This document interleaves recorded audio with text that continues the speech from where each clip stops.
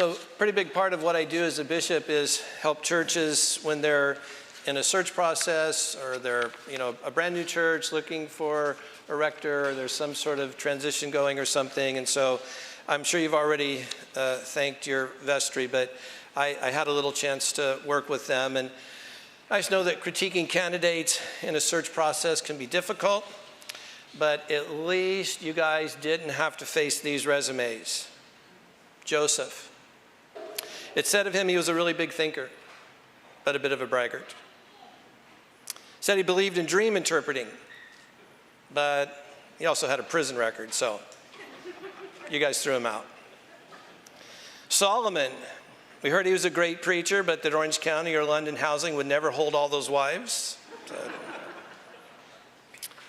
Or Jonah, who refused God's call into ministry until he was forced to obey by getting swallowed up by a great fish. He told the vestry that the fish later spitting up on the shore at Corona del Mar, they hung up on him.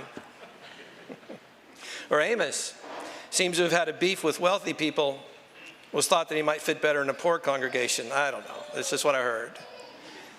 Or John says he's a Baptist, but he definitely doesn't dress like one.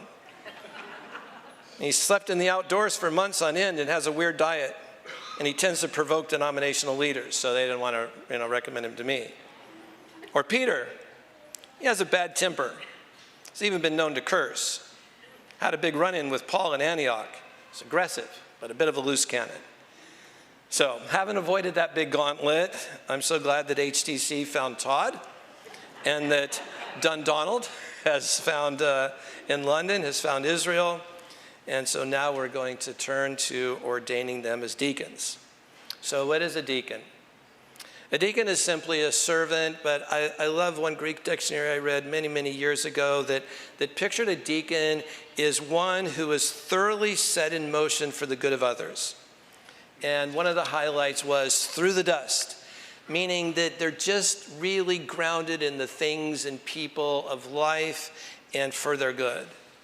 And we pick up something like that in our gospel reading in Luke 12 today too, where you have this sense of being ready for service. And it's not meant to be a scare tactic or a threat. It's meant to get us to think about a posture or an inner readiness, so that, again, watchfulness that comes out in this passage, again, it's not meant to scare us, but to create an urgency in us, to cultivate in us, and to live from an inner reality that's just easily and intuitively marked by love of God and love of neighbor.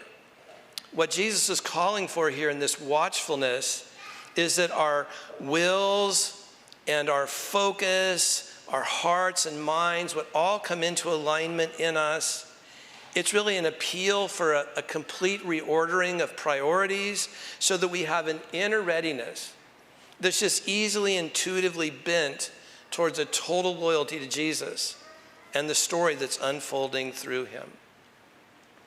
And our reading in the Psalms, it helps us wonder, well, at the end of the day, how do we cultivate those sorts of hearts? Like, what would be the interior posture of somebody who is actually coming to the place where their life is naturally bent towards the serving of others, walking through the dust of life for others' goods? Well, the psalmist says it's the kind of person who their heart would be inclined towards keeping God's statutes, seeking God with their whole heart, of having a heart towards doing no wrong, of following God's ways and being steadfast to them, to obeying his decrees and considering all his commands, that they would have a heart towards praising him with an upright heart and learning his righteous laws. So again, this is not a scold towards some sort of religious perfectionism. It's an insight into the affections of certain human beings. It's an insight into their truest desires and the true will of their heart. They don't feel beat up to keep God's statutes. They just want to know them and want to live in alignment with them. They don't feel somebody's putting a religious trip on them. They just want to seek God with their whole heart. And what the passage in Acts tells us is that this is precisely how the church spread and people began to come to Christ, is because people were taking on this sort of heart, to have a watchfulness towards God and what he's up to in the world, to have a watchfulness and awareness of what's happening around them and people in need, and that they then loosed these people who this text says were full of the Spirit and full of wisdom, and they began to take on responsibility as the servants of God and the servants of the church.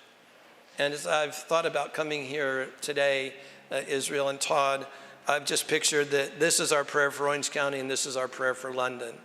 That as you guys are flung out into this new era of your life, this new space of work, that this is both the heart and the affect that would accompany you guys.